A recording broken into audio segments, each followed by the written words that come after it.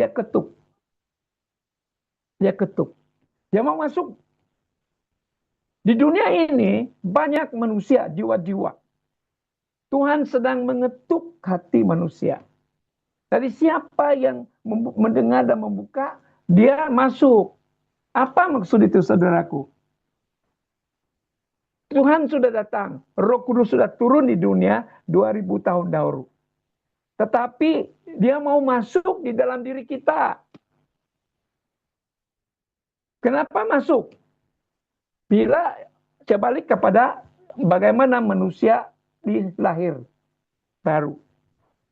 Bila kita terima Tuhan mengikuti Yohanes 1:12, okay, dan percaya atas namanya, kita menerima kuasa menjadi anak Allah.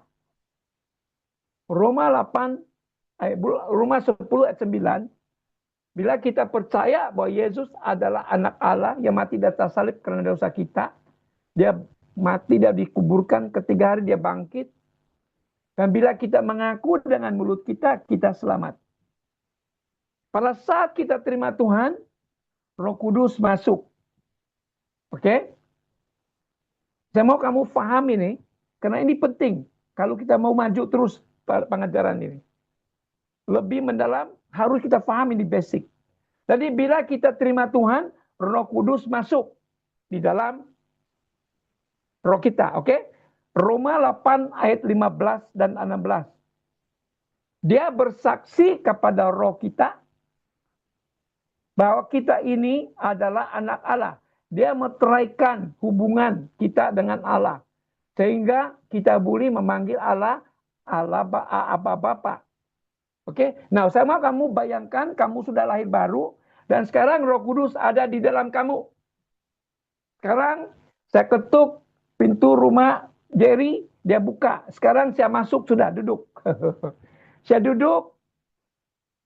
Dan saya bilang, oke Jerry, saya ambil kau sebagai anak saya. Saya ambil kau anak angkat saya.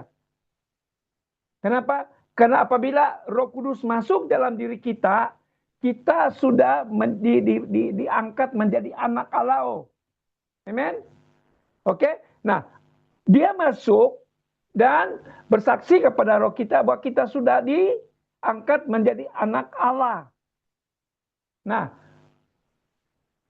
buktinya kita menjadi anak Allah adalah harus kita dipimpin oleh Roh Kudus. Roma 8:14. Oke? Jadi sebagai anak Allah saya sudah angkat Jerry.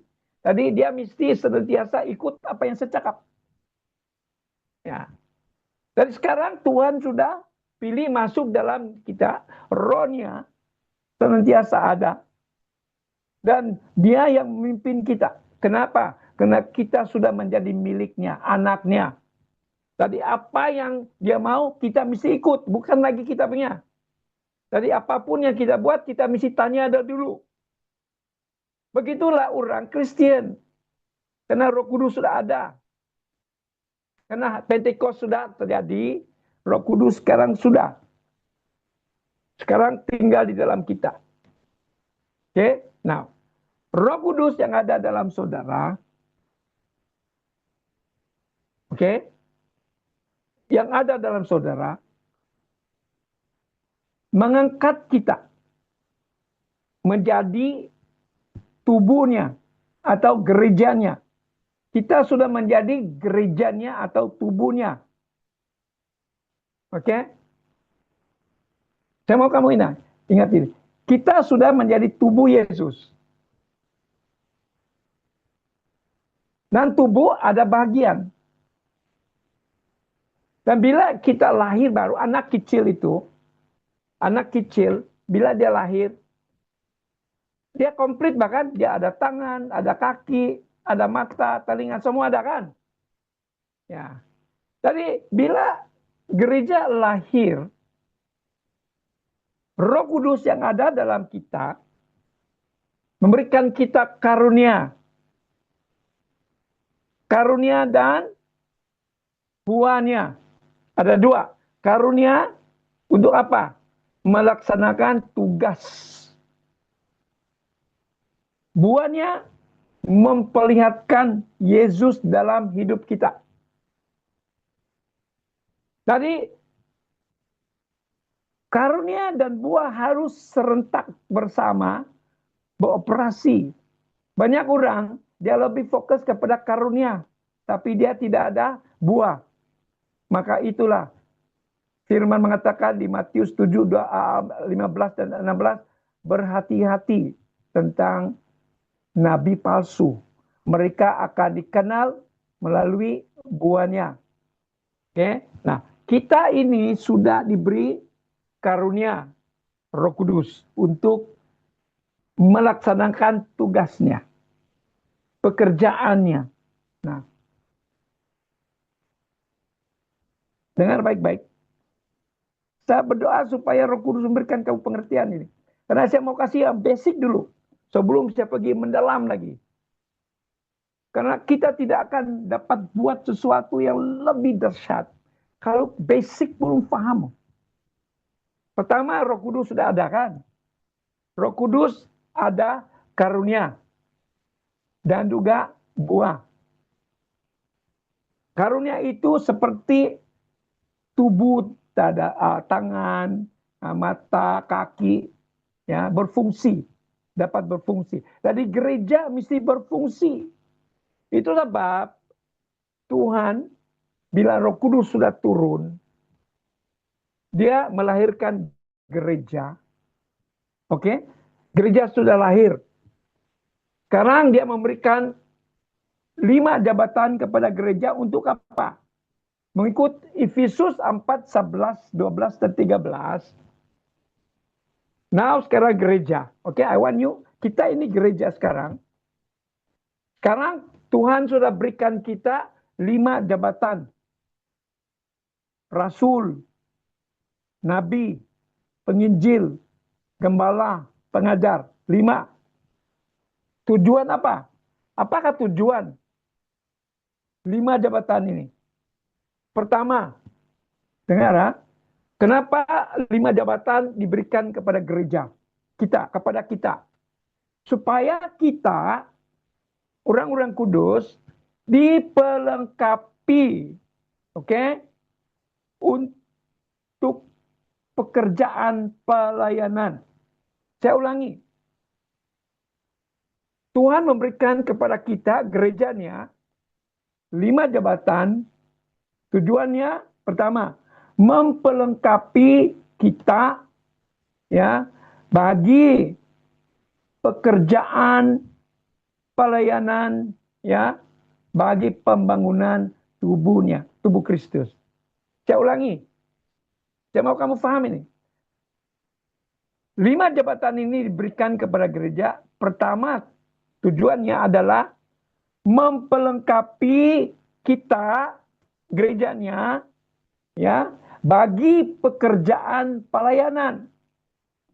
Dari semua kita di sini sudah dipanggil, diangkat dan sedang dipelengkapi supaya kita dapat melaksanakan pelayanan, pekerjaan pelayanan. Itu sebab harus ada 5 jabatan dalam gereja.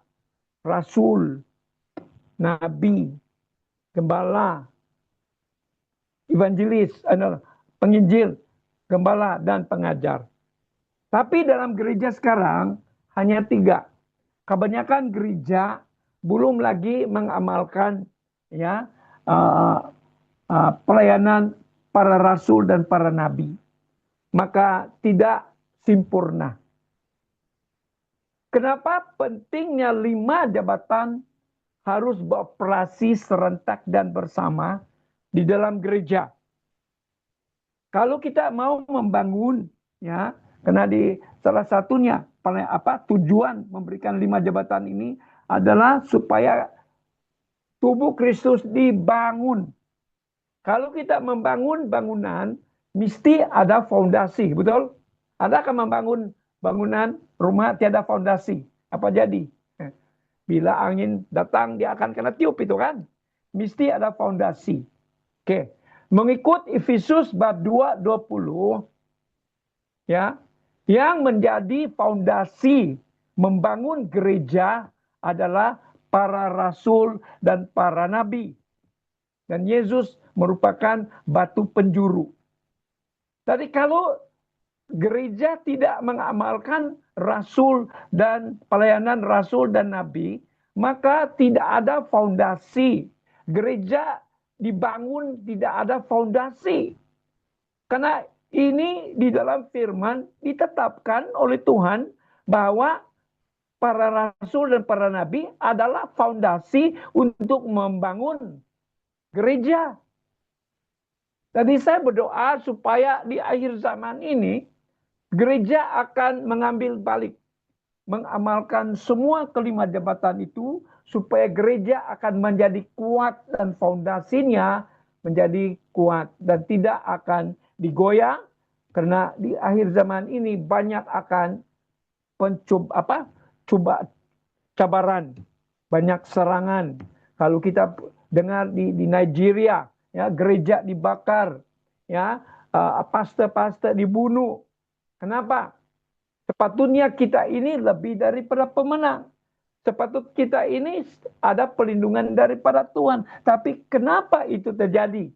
Karena gereja tidak ada kuasa. Biarpun Roh Kudus sudah datang, biarpun Pentekost sudah terjadi, tapi gereja tidak mempraktiknya, tidak dipimpin oleh Roh Kudus. Jadi malam ini, saya peringatkan kita saudara, jangan sama sekali hidup tanpa Roh Kudus. Jangan sama sekali hidup tanpa pimpinan Roh Kudus. Kenapa? Karena kita adalah anak-anak Allah. Wajib, harus, mesti dipimpin oleh Roh Kudus. Roma 8:14. Mereka yang dipimpin Roh Allah adalah anak-anak Allah. Jadi wajib bagi kita untuk dipimpin oleh Roh Kudus. Nah, persoalannya ini saya sudah balik-balik ini. Karena saya banyak tes lagi, tanya orang, apakah cara kamu dipimpin Roh Kudus? Masih lagi tidak paham. Tadi kalau tidak paham, macam mana dia dipimpin Roh Kudus? Nah, begitu. Tadi malam ini, very simple. Dipimpin Roh Kudus maksudnya kita mentaati perintah Tuhan. Itu saja. Amen. Karena firman itu Yesus sendiri. Dan yang menunjukkan kepada kita jalan adalah Roh Yesus. Yaitu siapa? Roh Kudus. Jadi bila kita mentaati perintah Tuhan, kita sebenarnya mentaati atau dipimpin oleh Roh Yesus, Roh Kudus. Simple as that. Amen. Jadi bila kita paham ini kan, inilah membuat kita senang untuk bila kita baca firman, Roh Kudus memberikan kita pengertian, maka kita senang untuk melakukannya. Hanya mentaati. Bukan, Tuhan mana kau, pegang tangan saya. Bukan begitu. Amen. Jadi mari, saya berdoa supaya kita paham malam ini. Dan kamu praktik nanti, bila balik, lepas ini, malam sebelum kamu tidur, Tuhan, saya mau pastikan saya sentiasa dipimpin oleh Roh-Mu. Yaitu bila saya membaca firman pertama, berikan saya pengertian. Supaya bila saya mengerti, saya dapat melakukannya. Dan karena bila saya melakukan, itulah tanda yang saya adalah anak Tuhan. Karena saya mentaati perintah-Mu, saya sentiasa siap untuk melakukan apa yang Kau perintahkan kepada saya. Nah, itu tanda yang kita ini adalah anak Tuhan. Amen. Haleluya. Nah, bila kita sudah ada itu karunia, Roh Kudus ada di dalam kita. Ingat, Roh Kudus yang ada dalam kita, dengar, Roh Kudus yang ada dalam kita adalah Roh Kudus yang sama, yang mengurapi Yesus bila dia masih di dunia sebagai manusia. Saya ulangi, Roh Kudus yang ada dalam kamu dan dalam saya adalah Roh Kudus yang sama yang mengurapi Yesus semasa dia di bumi bila dia mulai pelayanan. Lukas bab 4 ayat 18 dan 19. Roh Kudus yang mengurapi Yesus. Di Kisah Para Rasul 10 ayat 38. Berkenaan dengan Yesus dari Nazaret yang diurapi oleh Roh Kudus dan penuh dengan kuasa, baru dia pergi melayani. Menyembuhkan orang sakit, membebaskan orang yang dirasuk iblis, karena Allah menyertainya. So ingat, Roh Kudus yang ada dalam saudara dan saya adalah Roh Kudus yang mengurapi kita di dalam pelayanan kita. Supaya kelima-lima jabatan itu dapat beroperasi. Bayangkan, Tuhan memberikan 5 jabatan itu. Rasul, Nabi, penginjil, pastor atau gembala, pengajar. Nah, semua ini tidak dipimpin Roh Kudus, tapi diberikan kepada gereja.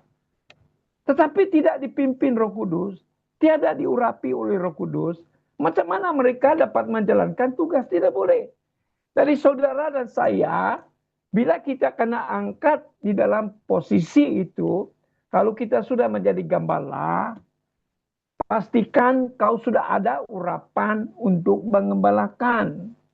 Kalau kita sudah diangkat menjadi rasul, ada urapan kerasulan. Kalau kita sudah diangkat menjadi nabi, ada urapan untuk menjalani ya nabi pelayanan. Kalau kita penginjil, kita ada urapan untuk memenangkan jiwa-jiwa, menginjil orang dan senang orang ikut sama kita. Dan kalau kita pengajar, kita harus ada urapan untuk mengajar. Nah, bolehkah urapan itu serentak? Satu, saya sekarang rasul. Saya beroperasi di dalam karunia urapan kerasulan. Pada masa yang sama sekarang ini, bila saya mengajar kamu, saya sedang beroperasi dalam karunia mengajar. Paham? Kalau kita baca di Kisah Para Rasul bab 2 ayat 42 dan 43. Mereka bertekun di dalam pelajaran para rasul. Setelah Pentekos, murid-murid Yesus berkumpul. Oke, masih lagi ada persekutuan dan mereka bertekun bersama-sama mengikuti pelajaran para rasul. Mereka juga ada berdoa bersama-sama, ada mengadakan perjamuan kudus. Ada satu, itu gereja sudah beroperasi. Tadi sebagai gereja mesti ada pengajaran para rasul. Jadi saya operasi sekarang ini sebagai seorang rasul, ya, mengajar kamu tentang firman Tuhan. Seperti mana di Kisah Para Rasul bab 2 ayat 42-43. Karena mereka bertekun menjalani bertekun dalam pengajaran rasul-rasul, ya, dan juga di dalam persekutuan dan mereka berkumpul untuk memecahkan roti dan berdoa. Kita di sini di dalam KPM, kalau kita adakan pagi, kita bukan saja mengajar firman, mengusikan firman, tapi kita adakan perjamuan kudus dan doa. Itu adalah amalan gereja mula-mula. Itulah amalan gereja yang vibrant, yang ada kuasa. Harus kita sentiasa ada persekutuan. Dan di sini diperkatakan di sini bertekun mengikut pengajaran para rasul dan terus berdoa bersama dan mengadakan perjamuan. Itu adalah satu kesatuan, saudaraku. Tadi saya mau mendorong kita. Biarpun kita berlainan tempat, tapi ingat, kita adalah gereja. Oke? Kita gereja dan kepala kita adalah Yesus. Saya bukan kepala gereja. Yesuslah kepala. Dan semua kita di sini adalah tubuh Yesus. Dan ingat, sebagai tubuh Yesus harus bertumbuh. Itu sebab kita perlu 5 jabatan itu beroperasi. Ya. Tadi di kumpulan sekarang ini ada sudah menjadi pastor, ada sudah menjadi nabi, ada rasul, ya, ada pengajar, ada penginjil. Semua. Mungkin kita belum lagi tahu apa panggilan kita, tapi ketahuilah, saudaraku, ya, mungkin ada di antara kita yang apa saya punya panggilan. No. Pada saat kita terima Tuhan, kita sudah diangkat menjadi penginjil. Itu sebab Tuhan kata, pergilah dan beritakanlah Injil. Itu adalah panggilan penginjil. Yang kedua, tanpa kita sadari, mengikut Yeremia 1 ayat 5, ya, firman mengatakan, sebelum engkau dibentuk dalam rahim ibumu, Tuhan sudah kenal. Sebelum engkau dilahirkan, engkau sudah dikuduskan dan ditetapkan menjadi nabi kepada segala bangsa. Saudaraku, Yeremia dari kecil baru 15 tahun sudah diangkat loh. Tapi dia mengatakan kepada Tuhan, saya masih muda. Macam mana saya boleh bernubuat? Bagaimana saya menjadi nabi? Tuhan tidak lihat sejauh mana kau punya qualification. Dia melihat hati. Tuhan yang pilih saudaraku. Dan Tuhan sudah pilih saudara saya menjadi nabi. Ya, you like it or not, kita sudah dikuduskan. Kenapa? Dia letakkan rohnya sendiri dalam kita. Kataukah? Roh Kudus yang ada dalam kita. Pertama, kenapa kita boleh bernubuat? Pertama, Roh Kudus ada salah satunya 9 karunianya adalah karunia bernubuat. Betul? Dan selain daripada itu, kita ada Roh Kristus, yaitu Roh Kudus, ada dalam kita. Mengikut Wahyu 19:20. Ya. 19 Wahyu 19:30. Kita ada Roh Kristus, yaitu roh bernubuat. Tadi maksudnya kita sudah diangkat menjadi nabi karena Tuhan letakkan rohnya di dalam diri kita untuk bernubuat. Cuma yang penting kita belajar. Kita belajar bagaimana beroperasi sebagai seorang nabi. Itu sebab ada pengajaran seperti ini.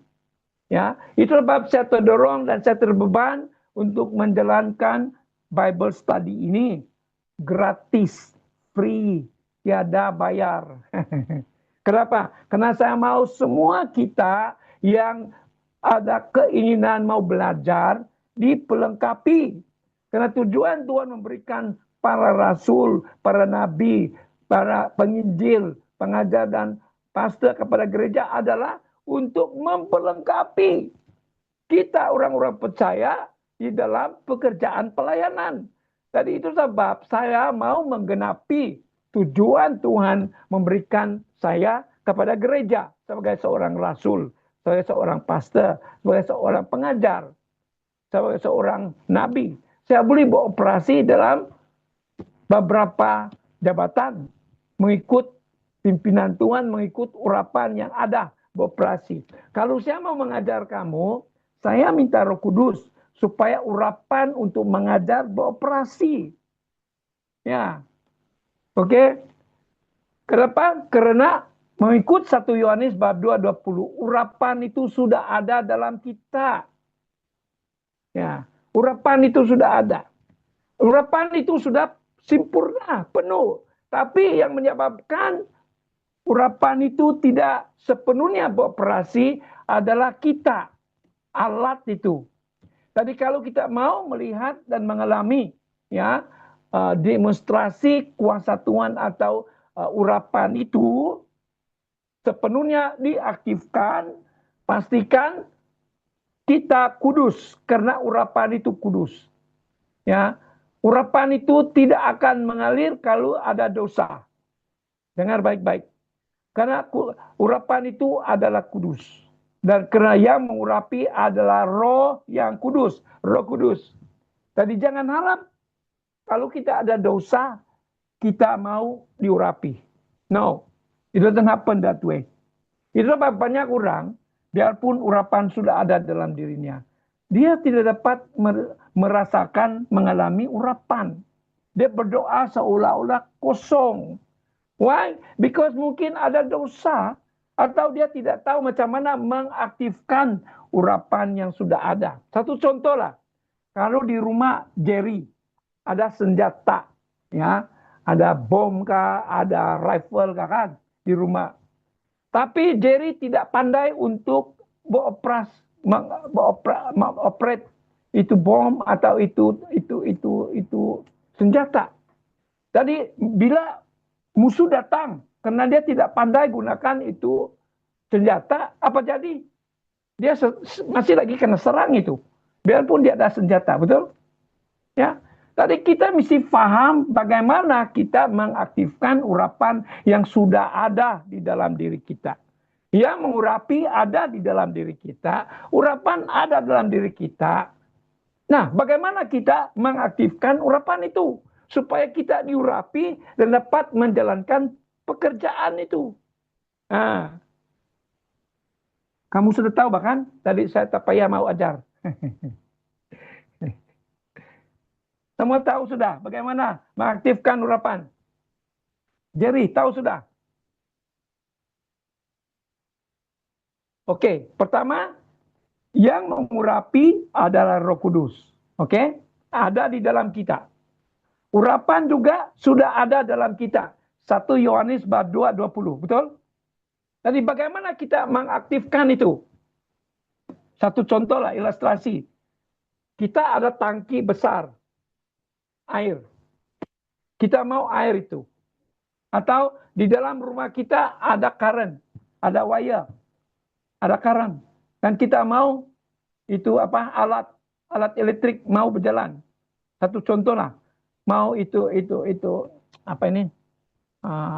Charging lah, mau charge. Karena kita mau di-charge kan. Ya. Kita ada wire. Kita cucuk di sana. Tapi kita tidak on. Apa jadi? Berjam-jam pun itu kau punya handphone tidak kena charge itu. Betul? Sedangkan Roh Kudus ada, urapan ada, tapi kenapa tidak ada urapan? Kita mesti tahu macam mana kasih on dia. Kasih on dia, senang saja. 1 Korintus 6:17.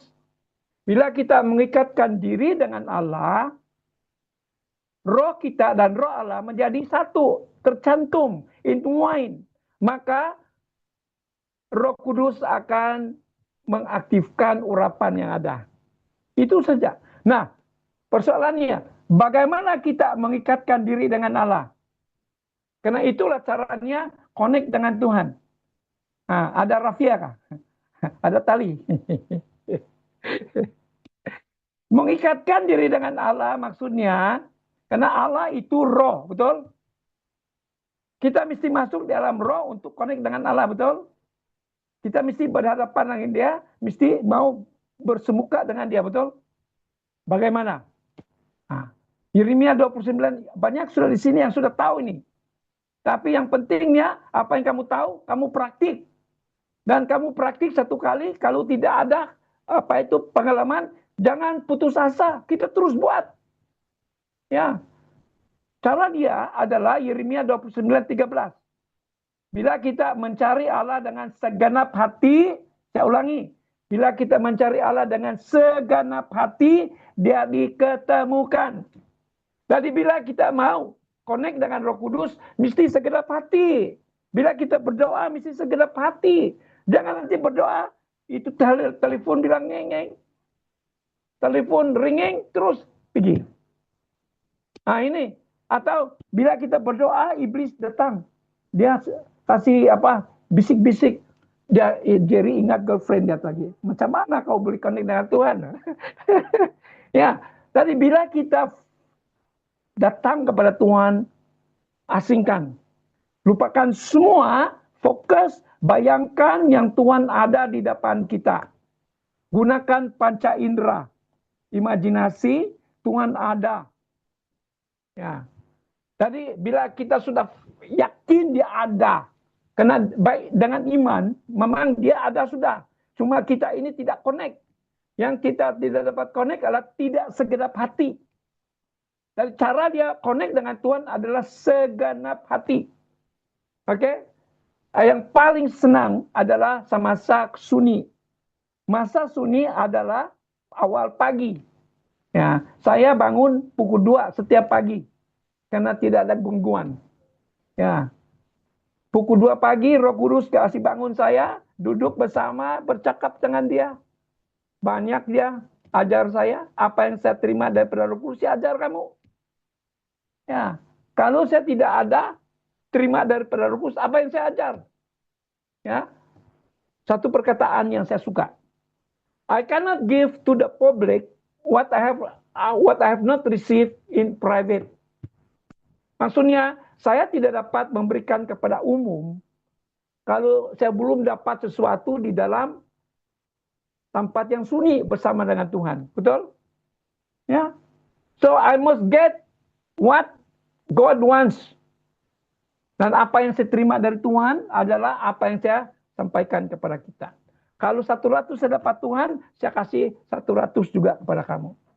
Ya, why? Because I receive freely, I give freely. Ya, Matius 10 ayat 8b. So, bayangkan apa yang saya ada, pengalaman saya mau kongsikan kepada kamu, cara saya pun dulu tidak tahu bagaimana connect dengan Roh Kudus. Tapi Roh Kudus sendiri ajar saya. Dari apa yang saya pelajari, apa yang sedang alami, itulah yang saya kongsikan kepada kita. Kau percayakah, tidak percayakah, tak apa. Itu tugas saya menyampaikan apa yang saya terima daripada Roh Kudus. Mungkin lain orang ada cara, tapi inilah cara yang Tuhan ajar saya untuk bersekutu dengan Dia. Amen. Jadi kalau kamu mau mengalami sesuatu, ikut. Kalau tidak ada efektif, apa? Minta Roh Kudus. Karena Roh Kudus adalah kaya dalam banyak hal. Banyak hal lagi, banyak cara. Ya. Yang penting kita boleh komunikasi dengan dia. Tapi inilah yang cara yang Tuhan ajar sama saya untuk melekat dengan dia, bersekutu dengan dia, dapat mendengar dengan jelas dari dia. Dan itu membuat saya lebih confident tentang hidup. Ya, saya tidak lagi dipengaruhi apa orang cakap.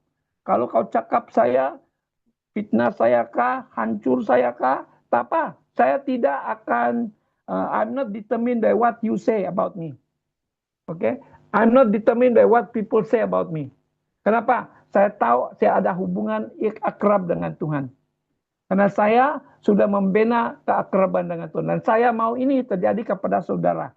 Ya, saya mau kamu mengalami, ya, mungkin lebih lagi daripada saya punya pengalaman. Itu saya punya doa. Ya, mungkin saya punya sedikit saja. Tapi bila saya ajar kamu apa yang cara itu, dan kamu lebih lagi. Itu sebab Tuhan Yesus kata, di Yohanes 14:12 dia kata, kalau kamu percaya apa yang saya lakukan, kamu boleh melakukan, ya, bahkan lebih besar lagi dia kata. Amin. Jadi kalau kamu sudah belajar dan kamu punya keinginan lebih mendalam lagi, saya gembira karena kamu dapat mengalami lebih daripada apa yang saya alami. Nah, itu saya punya kemauan. Amin. Jadi mari saudaraku malam ini, carilah Tuhan dengan segenap hati. Tuhan tidak dapat diketemukan kalau kita tidak segenap hati. Dia memang ada, tapi kita tidak boleh connect dengan sepenuhnya. Ya, jadi kita belajar bila kita duduk, ya, apapun yang kita buat, kau connect apa yang kita buat, macam Jerry. Kalau kita tidur, Tuhan, good night. Ya, lindungi, pelihara saya semasa saya tidur. Bila kita bangun, terima kasih Tuhan, saya masih bernafas. Saya mengucap syukur karena Engkau panjangkan umur saya. Nah, saya percaya Kau ada misi yang lebih lagi untuk saya. Tetapi sebelum saya memulakan hidup saya hari ini, saya minta pimpinan Tuhan. Tunjukkan kepada saya apa yang harus saya lakukan. Karena bukan kehendakku yang saya lakukan, tapi kehendak-Mu. Itu sebab saya mau Kau nyatakan kepada saya. Kau bercakap kepada Roh Kudus. Amen. Seperti satu perbualan antara dua insan. Begitulah, karena Allah itu hidup. Dia ada bersama dengan kita. Dan kau cakap. Dan semasa kita, oke, terima kasih Tuhan. Saya masih ada bread untuk makan breakfast saya. Ada kopi. Ya, oh, pergi on itu apa gas. Terima kasih gas ada lagi Tuhan. Ya, masuk pergi buka di fridge. Oh, terima kasih karena melimpah berkat makanan yang ada pada saya. Semua apa yang kita buat. Selepas itu kau pergi ambil sapu, kau sedang sapu. Terima kasih Tuhan, kau memberikan saya tenaga untuk membersih rumah saya, sapu. Saya mau menyapu ini, saya buat satu profetik. Seperti mana saya mau supaya hidup saya ini dibersih daripada segala kekotoran dosa. Kau ambil itu perbuatan kita, connect dengan hidup kita, dengan Tuhan. Amen. Ya, bila kita berus gigi, ya Tuhan, biarlah di dalam hidup saya ini seperti wangi, fragrance. Ya, kalau orang yang baru bangun itu kan bau dia punya mulut bahkan. Ya, jadi biarlah semua kotoran itu bau dosa dalam hidup saya, biarlah saya buat prophetic action. Ya, saya mau supaya Roh Kudus membersihkan hidup saya ini, ya, disucikan dengan kuasa dari Yesus supaya hidup saya terus hidup dalam kekudusan. Kau bercakap dengan Roh Kudus begitu. Ya, berdoa itu bukan duduk dulu. Itu salah satu lah, tapi doa ini adalah persekutuan dan perhubungan di antara Allah dan Tuhan. Mesti senantiasa. Tahu nggak bagaimana kita cara berdoa yang efektif? Ya, kalau kita baca di Matius 6 ayat 6, ya. Matius 6 ayat 6 mengatakan, kalau kita mau berdoa, masuklah dalam kamar, tutup pintu, dan berdoalah kepada Allah yang ada di tempat tersembunyi. Haleluya. Apa maksud itu? Banyak orang, dia ikut secara literal. Dia pergi masuk bilik dia tutup bilik dia. Tapi apa jadi? Wah, dia lebih fokus kepada handphone, kontak girlfriend. Betul? Ya, ada orang juga yang mau berpuasa, dia bilang, tapi menggorok. Apakah tujuan kita berpuasa terus menggorok tidur? No, berpuasa maksudnya mematikan kedagingan kita, lebih mendekati Tuhan, supaya kita dapat mendengar suara Tuhan. Itu caranya berpuasa yang betul. Tapi banyak berpuasa, dia kasih ubah, dia punya masa makan saja. Awal pagi dia makan banyak. Nah, and then kemudian patang, oi sudah ready, banyak. Tadi itu bukan puasa. Oi, dengar baik-baik. Itu bukan puasa. Itu sebenarnya menukar masa makan, tetapi masih lagi memenuhi keinginan daging. Ya. Dari puasa maksudnya kita harus deprive kita punya keinginan, hawa nafsu dari apa yang dia craving. Ya. Supaya kita fokus kepada Tuhan, kita mendekati Tuhan, supaya kita punya pendengaran dengan Tuhan lebih tajam. Nah, itu tujuan kita berpuasa. Tapi ada orang berpuasa karena dia mau cari pasangan hidup lah, dia mau bisnis dia apa. No. Baca kitab Isaiah 58 ayat 6. Itulah puasa yang tulen. Ya, Isaiah 58 ayat 6. Ini kita minta pertolongan Roh Kudus dalam apapun yang kita buat, termasuk di dalam puasa. Nah, satu lagi saya punya nasihat. Banyak orang bila dia berpuasa, dia umum. Hey, hari ini kan ada orang panggil kita, mari kita pergi kupi-kupi. Oh, I'm sorry, today saya puasa. Nah, apa jadi? Si iblis sudah dengar. Bila dia dengar, dia akan mobilize dia punya kuncu itu. Pergi kacau kau. Ya. Kenapa kita harus umum? Kita apa? Yesus tidak pernah umum dia pergi berpuasa lah. Tapi iblis pergi juga kejar dia kan. Apalagi kalau kita sudah umum, dia dengar. Kenapa saya tahu ini? Karena saya dulu di dalam itu. Dalam gelanggang iblis dulu. Jadi saya tahu macam mana iblis beroperasi mengganggu orang Kristen, ya, terutamanya bila dia buat sesuatu, bila kita merancang sesuatu, kalau kita tidak minta ditutup bungkus apa yang kau punya perancangan, dia sudah hancur itu. Dia akan pergi kacau, dia akan menghalang supaya kita dapat melaksanakan apa yang kita rancang itu. Dari apapun perancangan kita mesti berdoa perlindungan supaya iblis tidak mendengar apa yang kita bincang. Dan apapun perancangan kita, jangan umum-umum tanpa perlindungan. Banyak orang tidak paham ini. Karena kamu tidak pernah di dalam gelanggang iblis. Tapi saya memberikan nasihat.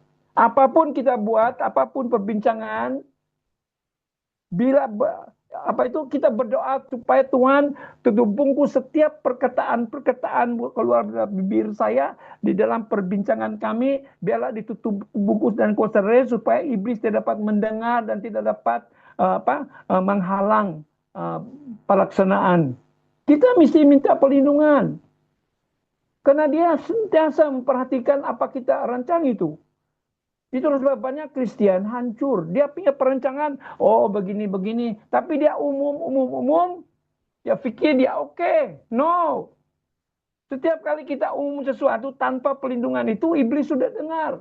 Dan dia akan menghalang kita, dia merancang untuk menghalang supaya kita tidak mencapai. Tidak dapat melaksanakan apa yang kita rancang itu. Itulah banyak perancangan kita gagal. Kenapa? Karena tanpa disedari. Kita umum, kita pikir kita begini-begini. Nah, gairahlah mengungsikan semua kita punya perencanaan. No. Kita boleh kongsikan tapi berdoa dulu supaya iblis tidak dapat mendengar. Banyak kasihan.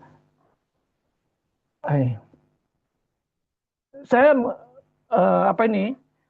saya terdorong untuk menasihati kita. Karena saya ada pengalaman ini.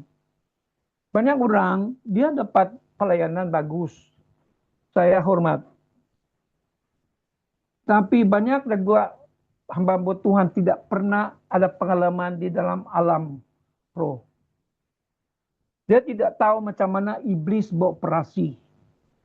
Mungkin dia tahu secara baca orang punya kesaksian. Dia baca secara teori. Tapi in praktik, bukan banyak hamba Tuhan yang ada pengalaman. Saya mengucap syukur Tuhan berikan saya pengalaman dulu 12 tahun. Ya, saya boleh merancang mau apa orang. Kenapa? Itu perancangan iblis. Jadi saya mau nasihat. Apapun perancangan kita, jangan umum. Bila kita umum, kasih bincang dengan orang lain, berdoa supaya dilindungi dulu apa yang kita bincang itu, supaya iblis tidak dapat mendengar dan tidak dapat menghalang. Amen. Ya. Dalam pelajaran kita mau buat begini-begini, minta perlindungan dulu supaya iblis tidak akan menghancurkan kita punya rancangan. Masa depan kita senantiasa declare kan? Deklarasi. Kita itu firman Tuhan. Bagus. Karena itu ada kuasa. Nah, iblis akan gemetar itu. Itu sebab bila kita mengisytiharkan firman, ya, sebenarnya kita submit to God di Yakobus 4:7.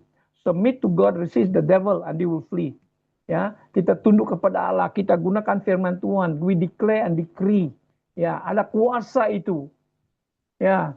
Tadi dia gemetar, dia tidak apa. Tapi kalau kita yang biasa-biasa kita merancang begini-begini tanpa perlindungan, itu yang bahaya. Itu sebab banyak rancangan kita gagal. Ya. Kenapa? Karena iblis sudah merancang untuk menghalang kemajuan kita. So I always advise you, bila kita berdoa pagi, sebelum kita mulakan Tuhan, apapun saya katakan, saya kongsikan kepada sesiapapun dalam keluarga saya, tutup bungkus dengan kuasa darah Yesus supaya apapun perbincangan kami dalam keluarga, iblis tidak dapat mendengar supaya dia tidak ada peluang untuk menghancurkan, menghalang ya pelaksanaan atau kejayaan apa yang kita usahakan. Always pray for protection. Jangan main-main, jangan ambil ringan hal ini. Ya, dia senantiasa menantikan peluang. Itu sebab di 1 Petrus bab 5 ayat 8. Iblis seperti singa yang mengaum, dia menantikan peluang untuk menyerang kita. Dan itulah sebab harus kita sentiasa waspada, sentiasa sadar bahwa iblis itu tidak maha hadir. Tapi dia akan suruh dia punya kuncu. Selalu kuncinya dia gunakan manusia juga. Orang yang terdekat dengan kita. Itu sebab jangan kita sembarangan kongsikan apa yang kita rancang kepada orang. Hari ini kita kongsikan kepada dia, esok hari dia gunakan apa yang kau kongsikan kepada untuk hantam kita, menyerang kita balik. So we have to be very careful apa kita kongsikan kepada orang. Amin. Harus begini. Jangan kita menjadi mangsa kepada keadaan. Because dalam masa sekarang ini iblis begitu rancak menyerang orang Kristen. So kita ini orang-orang benar, iblis tidak senang. Lebih kita mendekat Tuhan, lebih dia buat menyerang. Ya, lebih Tuhan akan ada perancangan mengangkat kita. Satu contoh lagi, bila kita terima nubuatan, wah luar biasa kan? Harus kita minta ditutup bungkus nubuatan itu supaya iblis tidak dapat menghalang penggenapan itu. Karena bila dia sudah dengar kita akan diangkat suatu tahap begini, wah dia serang itu supaya kita tidak mencapai itu. Dia macam-macam ya serangan itu. Ya. Dia melihat kita, kita pikir oke. Nah, kita seronok kita akan dipakai Tuhan. No. Sambil kita seronok, ya Tuhan pakai kita, tapi pada masa yang sama kita mesti be mindful dan ada musuh yang menghalang pencapaian atau penggenapan nubuatan itu atau rancangan Tuhan dalam hidup kita. Bertubi-tubi itu. Ya, apalagi kalau kita diangkat ke suatu posisi yang tinggi. Iblis dia antar dia punya yang dia punya yang platun itu. Nah, ada di dalam hierarki di dalam roro kegelapan ada hierarki. Ya, kalau yang toyol-toyol itu yang kuncu-kuncu itu, ya dia suruh pergi curi, tapi yang pergi macam-macam dia serang kau punya pemikiran. Nah, itu yang paling teruk, roro yang di udara, menyerang kita punya pemikiran, menyerang kita punya iman. Bila kita punya iman sudah tidak berfungsi lagi, harus habis. Kita tidak boleh maju sudah. Kita give up. Ya, tadi dia, apa kau guna? Janganlah. Apa guna kau melayani Tuhan? Bagus kau buat begini. Nah, kau sengsara sekarang ini, dia bilang. Nah, banyak bisikan-bisikan itu. Tapi kalau kita tidak tahu posisi kita, siapa kita dalam Tuhan, maka kita akan give up itu. Amen. Jadi mari, saya mendorong kita. Dan kita di dalam kumpulan ini, saya mendorong kita supaya kita senantiasa mendoakan sesama. Bagi saya, sebagai presiden di dalam KPM, itu tanggung jawab saya berdoa bagi mereka di bawah naungan rohani saya. Kalau anak-anak rohani saya senantiasa mendoakan. Karena itu tanggung jawab saya sebagai seorang bapa rohani. Itu sebab saya tidak boleh lalai dalam hal ini. Karena saya nampak, saya lihat, saya dengar perancangan iblis menyerang umat Tuhan. Apalagi di dalam kumpulan yang dipakai Tuhan. Jadi kita harus bekerja sama, mendukung sesama dalam doa. Karena kita sudah ada Roh Kudus dalam diri kita, ya, kita sudah ada itu urapan ada dalam diri kita yang melengkapi kita, yang memampukan. Apakah definisi urapan? What is the definition of anointing? Definisi urapan adalah kemampuan Allah untuk melakukan pekerjaan dalam kerajaan Allah. Jadi kita perlu urapan. Tanpa urapan kita tidak mampu melayani. Kita tidak mampu menjalankan tugas kita sebagai pelayan Tuhan dengan efektif, dengan berhasil. Kita boleh, ya, kita akan panggil, ya sebagai pastor, tapi pastor malas berdoa, dia tidak belajar firman, dia baca sini baca sana. Apalagi kalau dia sikit-sikit mau apa khotbah, mau kontak dia punya kawan si AI, ada kan? Hei, no, AI oke, dia boleh tolong, tapi kita mesti cek juga karena banyak apa di tengah-tengah itu ada yang menyimpang daripada kebenaran. Harus kita berhati-hati. Amen. Kita harus sendiri kaji firman, mendalamkan firman, biar Roh Kudus mengajar kita. Karena AI tidak dapat mengetahui segala hal. Tapi Yohanes 14:26 mengatakan Roh Kuduslah yang mengajar kita tentang segala sesuatu. Ya, rahasia-rahasia yang kita belum paham, dia akan ajar kita. Cara kita macam mana? Yeremia 33 ayat 3 mengatakan, berserulah kepadaku, maka aku akan menyatakan kepada kamu hal-hal yang besar dan juga yang tidak terfahami. Perkara yang kita belum paham pun, kalau kita berseru kepada Tuhan, dia akan tunjukkan kepada kita. Amin. Itulah hasilnya Pentakosta. Kenapa Pentakosta? Karena masa itu Tuhan sudah utus Roh Kudus turun ke atas segala manusia dan kita sudah terimanya. Dan kita adalah resipien ya, Roh Kudus yang tinggal di dalam kita, yang kita ada penolong sekarang membantu kita, apatah lagi dia sudah meteraikan kita menjadi anak Allah. Dan ingat identiti kita. Pertama, bila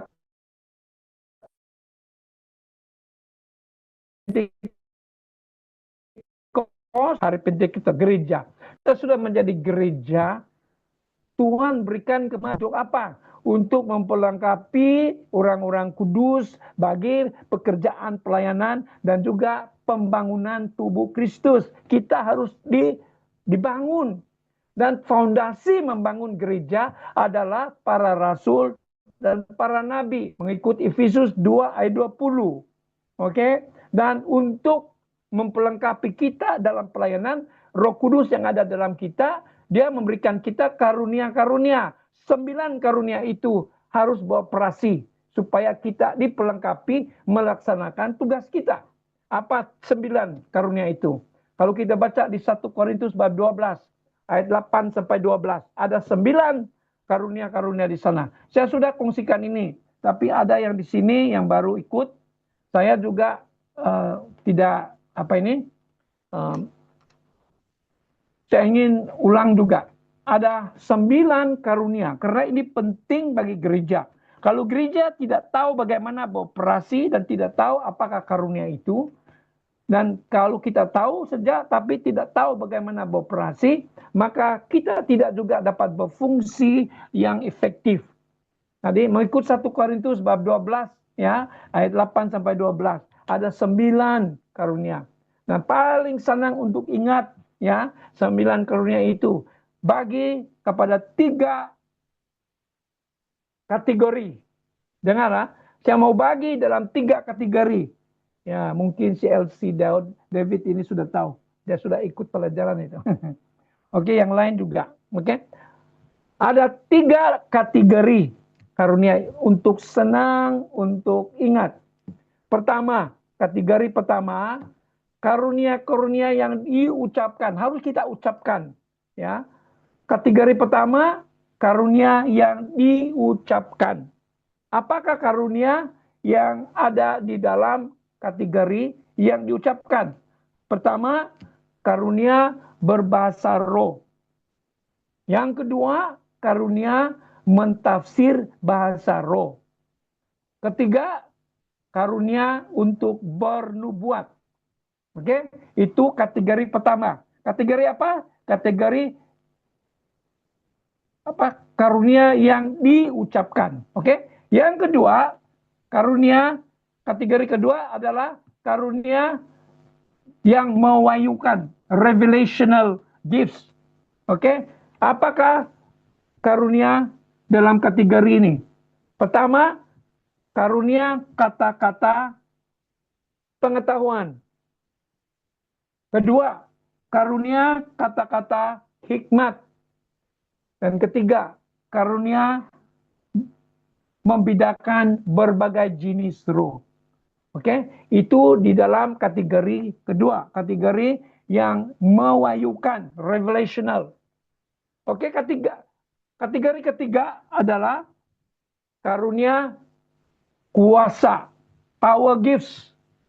Apakah karunia dalam kategori ini? Power gift. Ya, karunia kuasa. Pertama, karunia iman.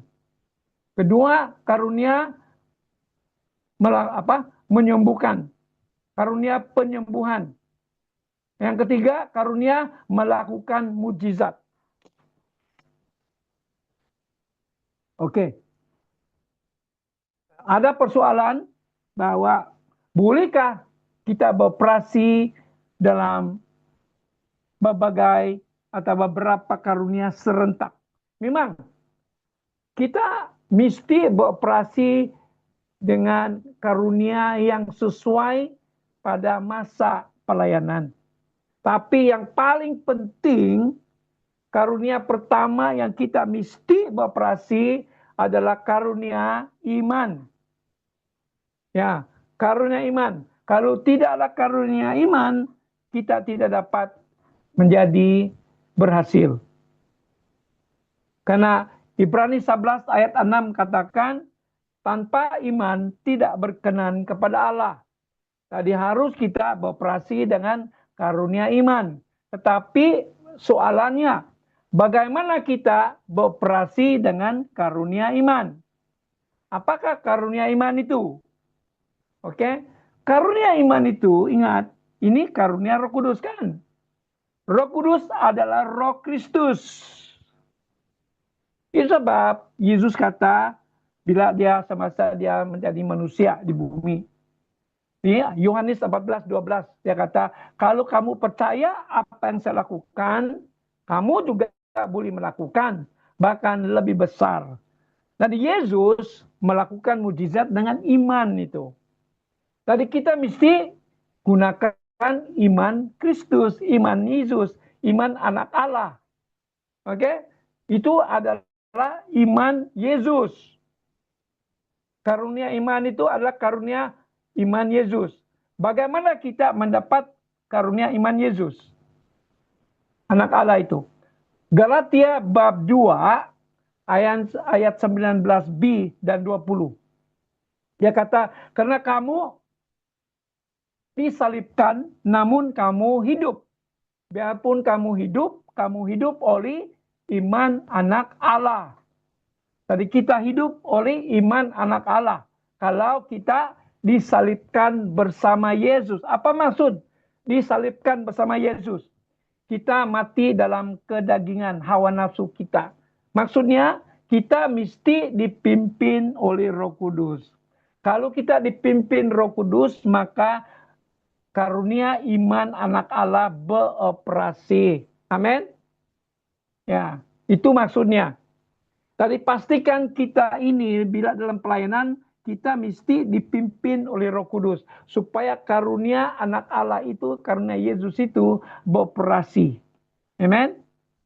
Ya.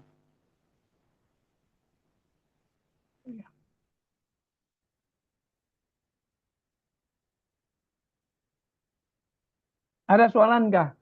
Boleh ikut? Boleh ikut? Kalau tidak ikut, saya balik lagi. I hope and I pray that you are able to understand. Okay? Now, sambung ha. Bila kita tahu bagaimana beroperasi dalam karunia Roh Kudus, pastikan pada masa yang sama kita juga mesti beroperasi dalam buah-buah Roh Kudus. Di Galatia bab 5 ayat 22-23. Kalau tidak, kita akan menjadi sombong. Karena kita mau demonstrasi kuasa Tuhan begini-begini. Dan tidaklah kelihatan buah Roh Kudus atau tidak ada kelihatan Yesus dalam diri kita. Karena Pentakosta menyebabkan kita terima kuasa menjadi saksi. Menjadi saksi itu adalah menjadi saksi Yesus. Kalau kita menjadi saksi Yesus, kita mesti memperlihatkan Yesus dalam hidup kita kepada umum. Bayangkanlah, kita mau memperlihatkan Yesus kepada, tapi dalam hidup kita ini tiada ciri-ciri, tiada buah Roh Kudus kelihatan, tidak ada kasih, tertekan selalu, tiada damai, tiada penguasaan diri, tiada kelembutan. Bukan kelembutan yang sehingga kita menjadi seperti apa apa ini yang gini tuh, pahamlah itu kan. Lembut di sini kita menunjukkan kasih, ada menerima seadanya orang. We must be able to accept siapapun. Jangan kita pilih kasih. Ada orang, kalau kaya, dia terima. Kalau dia dapat benefit dari orang itu, baru dia mau kawan. Tapi kalau orang itu miskin, membebankan dirinya, dia tidak mau pun. Nah ini kita hidup dalam kemunafikan. Kalau kita klaim kita anak Allah, kalau kita klaim Kristen, dasar hidup kita harus kasih. Kenapa? Kalau kita ini mengikut Yesus, murid Yesus, kita mesti memperlihatkan ciri-ciri karakter Yesus. Yesus bila dia jumpa orang sakit, orang susah, firman mengatakan dia penuh dengan kuasa dan balas kasihan.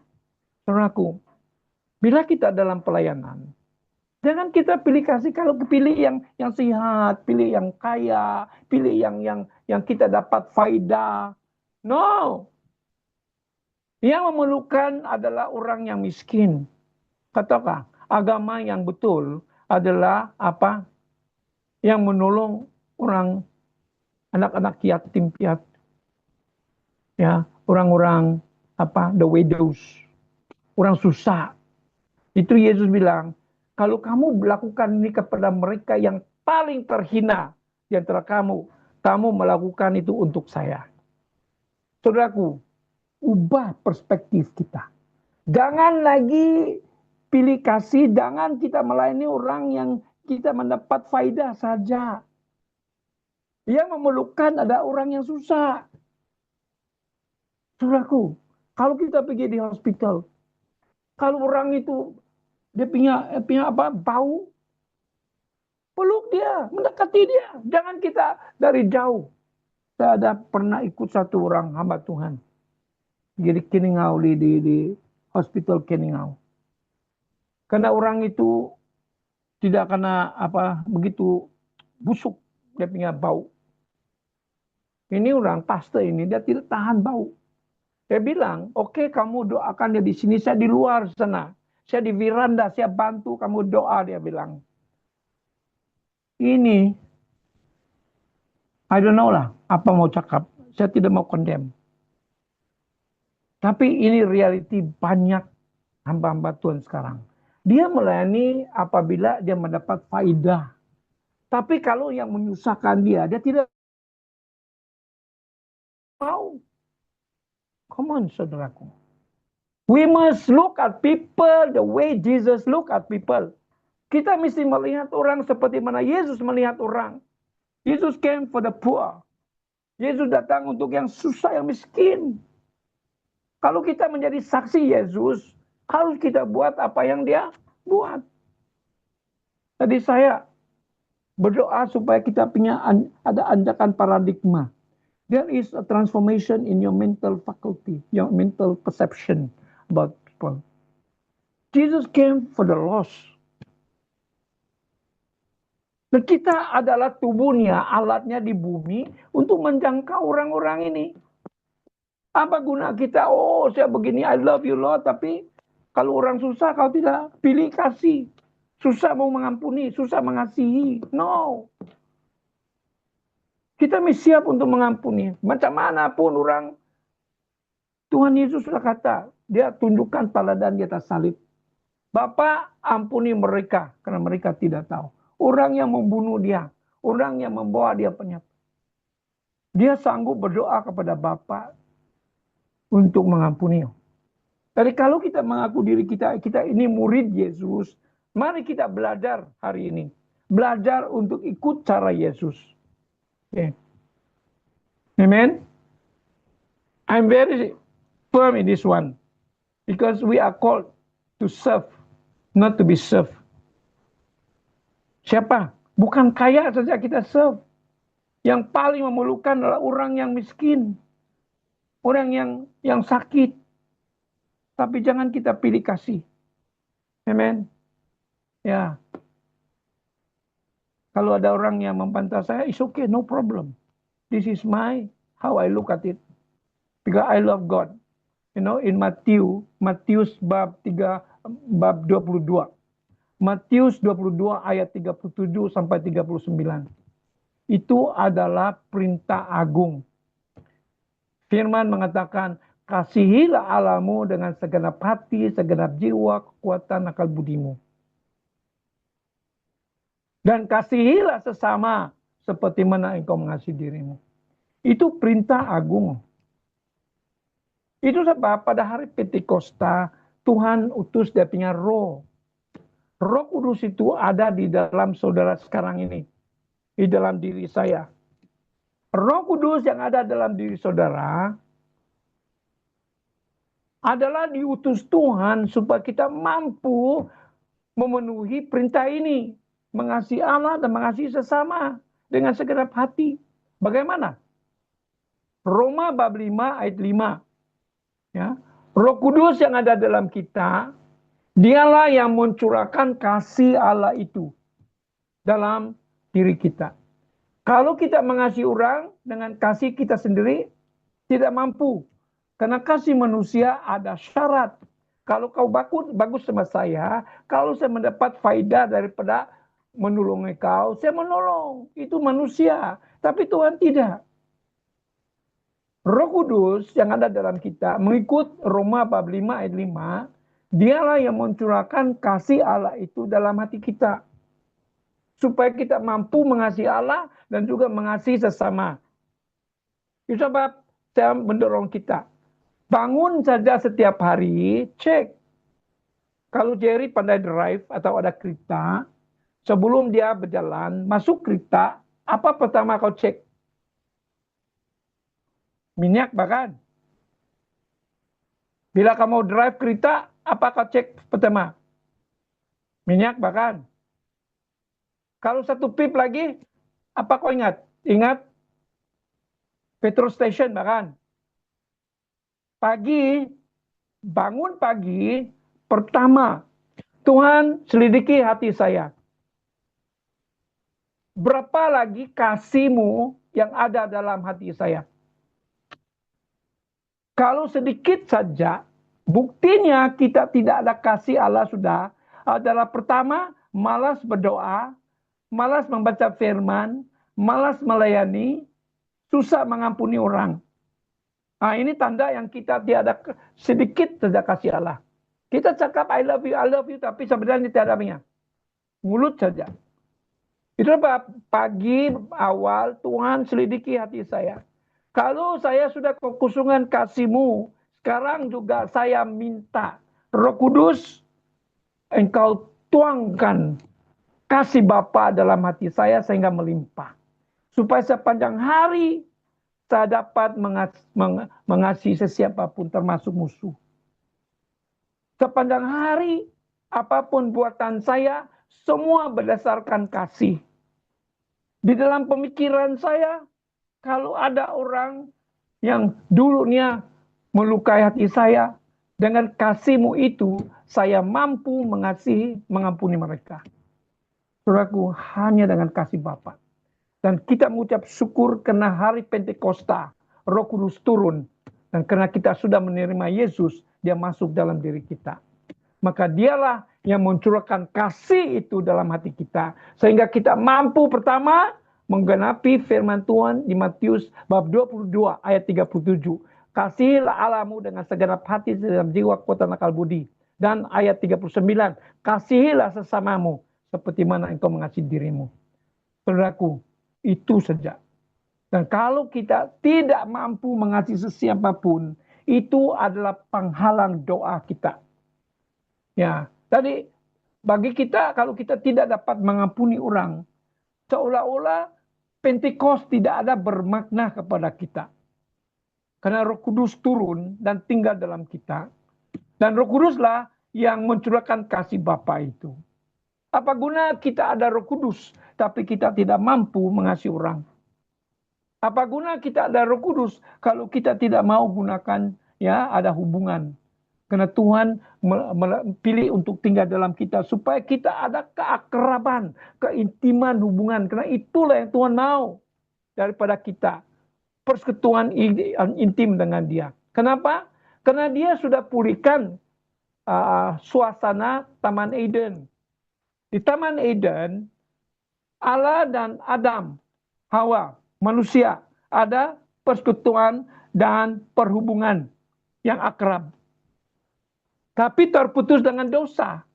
Tapi puji Tuhan, Yesus sudah pergi ke salib. Darah yang tertumpah. Ya, Ibrani 10:19. Darah Yesus yang tertumpah di atas salib membuka pintu gerbang. Sehingga kita sekarang boleh menghampiri, menghadap Tuhan. Dan juga kita sudah diperdamaikan dengan Tuhan. Amen. Tadi maksudnya doa itu adalah pemulihan suasana Taman Eden. Di mana kita boleh bersekutu dengan Tuhan dan berkomunikasi dengan Tuhan begitu intim sekali. Itulah sebenarnya tujuan Tuhan datang di dunia ini, pergi ke salib supaya kita diperdamaikan dengan Dia. Dan kita terus ada hubungan dengan Dia senantiasa. Itu sebab Dia utus Roh-Nya supaya tinggal dalam kita. Supaya kita dapat akses kepada Tuhan. Roh Kudus yang membawa akses atau boleh berjumpa dengan Dia. Berconnect dengan Dia. Ya. Jadi kita mengucap syukur karena Pentekost itu. Dan kita sebagai gereja Tuhan harus ada hubungan akrab.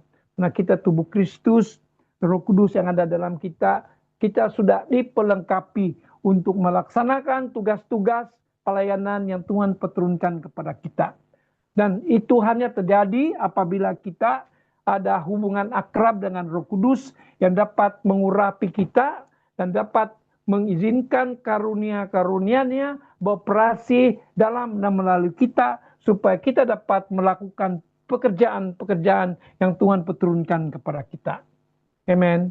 Jadi saya berdoa supaya dengan sedikit pembelajaran ini kita mendapat sesuatu pengertian sedikit dan saya berdoa supaya kita gunakan apa yang kita sudah pelajari sebagai landasan dan juga pedoman panduan kita untuk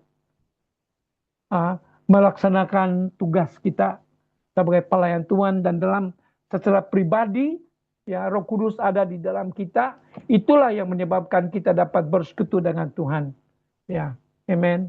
Mari kita ambil masa senantiasa terhubung dengan Roh Kudus supaya kita dapat bersekutu dengan Dia dan kita tahu apakah kehendak Tuhan, apakah tujuan Tuhan dalam hidup kita supaya kita dapat melaksanakannya. Amen. Jadi saya berdoa ya sebab sebelum saya menutup, saya ambil satu case study. Saya suka cara saya mengajar, saya ambil satu case study supaya kita dapat bagaimana kita menggunakan, mempraktik karunia-karunia di dalam sesuatu keadaan. Karena kita ini semua dalam pelayanan. Okay? Kita semua dalam pelayanan dan saya percaya kita senantiasa dipanggil, dijemput, minta pertolongan daripada orang yang susah, yang ada memerlukan. Oke, malam ini kita ambil satu case tadi, ya, oke, seorang yang Kristen, sudah jadi Kristen, tapi dia sakit, oke, sakit ada cancer, oke. Tapi dia banyak tekanan dalam keluarganya. Dia saja yang Kristen tapi keluarganya belum kenal Tuhan. Nah, ini dia punya latar belakang. Nah, ini mungkin tidak memberi gambaran sepenuhnya, tapi saya ambil ini sebagai satu case tadi saja. Saya mau tunjukkan bagaimana kita mempraktik karunia dan bagaimana kita mempersiapkan diri di dalam pelayanan. Oke, now ingat itu orang Kristen ada cancer, ini perempuan kan? Ahli keluarganya belum kenal Tuhan, dia selalu stres, ya, oke. Dan kita dipanggil untuk melayani dia. Kita tidak tahu lebih dalam lagi, itu saja informasi tentang dia yang kita tahu. Nah, apakah persiapan kita untuk melayani orang ini? Langkah pertama, diri kita mesti ada persiapan.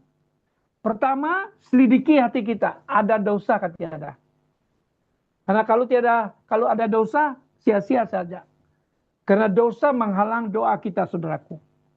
Kedua, selidiki yang kita tidak ada yang kebencian, tidak ada orang yang kita tidak sanggup mengampuni. Kalau kita masih lagi simpan kebencian orang, itu bahaya. Jangan pergi melayani, karena itu dosa yang menghalang doa. Markus 11:25. Kalau kita berdiri berdoa, tapi kalau ada lagi kita belum selesai, lebih baik kita berhenti, kata firman. Selesai dulu. Karena kebencian itu, kemarahan itu, yang tidak mengampuni itu adalah dosa yang menghalang doa kita. Harus selesaikan dulu. Kenapa? Karena bila kita berdoa minta urapan tidak diaktifkan. Karena urapan itu adalah benda yang kudus. Karena yang mengurapi adalah Roh yang kudus. Dan kuasa yang ada pada kita adalah kudus. Dan nama otoritas yang kita gunakan, nama Yesus adalah nama yang kudus. Dan harus bibir kita ini dikuduskan, saudaraku. Karena Yesus sudah mengajar kita, ya, di Matius 6 ayat 9-10. Bapa kami di surga, dikuduskanlah namamu. Kenapa harus kita berdoa dikuduskan nama Yesus? Karena mungkin yang mengatakan menggunakan nama Yesus itu bibir dia ada kotor dosa. Kotor dosa macam mana? Dia pembohong, dia pemfitnah, dia menggosip. Macam-macam dia ucapkan dengan mulutnya. Maka itu mencemarkan nama Yesus yang berkuasa itu. Maka bila kita ucapkan nama Yesus, dia ada kuasa. Dicemarkan. Harus, saudaraku. Bibir kita seperti Yesaya. Kalau kita baca di kitab Yesaya bab 6 ayat 1-8, ya, bila Raja Usia sudah mati, ya, Nabi Yesaya melihat satu visi di mana Tuhan duduk di singgasana, surga dan bumi penuh dengan kemuliaan, dan dia melihat malaikat menyembah dia, kudus, kudus, kudus. Pada masa dia nampak kemuliaan Tuhan, dia nampak dirinya, celakalah bibirku ini. Bibir dia mungkin dia ada mengatakan sesuatu yang tidak berkenan kepada Tuhan. Apabila kita melihat kemuliaan Tuhan, kita akan melihat diri kita, ya, dosa-dosa kita akan dikeluarkan. Jadi mari kita datang kepada Tuhan, selidiki hati kita. Jangan simpan setitik berdosa. Amen. Itu penting. Otherwise, apa guna kita pergi melayani orang kalau kita sendiri pandai simpan dosa, apa guna? So don't, especially kalau kita pergi melayani mengusir. Nah ini orang, ya, kita ada pengusiran ini. Karena dia ada cancer. Kita mengusir roh cancer. Tadi satu lagi benda yang penting bila kita masuk dalam pengusiran, pastikan kita tunduk kepada otoritas. Kalau kita sebagai suami istri tunduk kepada suami. Kalau istri tidak suka tunduk kepada suami, jangan pergi masuk pelayanan yang mengusir. Bila kita usir iblis, dia tidak lari itu. Dia tidak tunduk. Karena kau mau enforce otoritas atas iblis. Sedangkan kau sendiri tidak tunduk kepada suami. Atau dalam gereja, kita tidak tunduk kepada kepimpinan. Jangan kita pandai-pandai pergi mengusir dan perintahkan iblis lari. Iblis tidak lari itu, dia tahu siapa kita. Dia tahu kita punya, karena dia yang membuat kita tidak tunduk kepada kepimpinan. So make sure apabila kita involved dalam deliverance atau casting out, pastikan kita tunduk kepada kepimpinan. Ya, penting. Iblis akan ketawa itu. Kalau kita mengusir, kita sendiri tidak tunduk kepada kepimpinan. Amen. Haleluya. Jadi inilah persiapan-persiapan. Yang kedua, bila kita sudah selesai semua itu kan, dan kita mau persiapkan, harus banyak firman. Kalau kita sudah tahu apa sakit dia, kita mesti sediakan ayat-ayat firman yang ada kaitan dengan pelayanan kita. Karena firman itu adalah senjata kita, saudara. Firman Tuhan itu adalah obat yang kita apply kepada orang sakit itu. Harus banyak firman. Dan bila kita ada firman, pentingnya kita sudah dapat ayat-ayat firman, jangan tulis atau ingat saja. Kita mesti merenung firman itu sehingga dia menjadi hidup. Kita renung firman sehingga dia ada pewahyuan. Dan dengan pewahyuan itu kita gunakan sebagai dasar doa kita. Itulah sebab doa kita pasti ada kuasa. Karena doa kita berdasarkan firman. Amen. Tadi itu penting, firman harus ada. Yang kedua, kita mesti minta urapan. Diaktifkan. Bagaimana aktifkan? Terhubung dengan Roh Kudus. Fokus. Itu sebab bila kita pergi melayani, jangan lagi ingat hal lain. Jangan lagi banyak cerita-cerita. Ada orang yang dalam perjalanan pergi melayani, di dalam perjalanan, dalam cerita, banyak cerita dongeng. Dia pikir bila sampai tempat melayani, baru kelam kabut mau berdoa supaya urapan ada. No. Persiapan itu harus dari rumah. Dan dalam perjalanan kita harus difokus.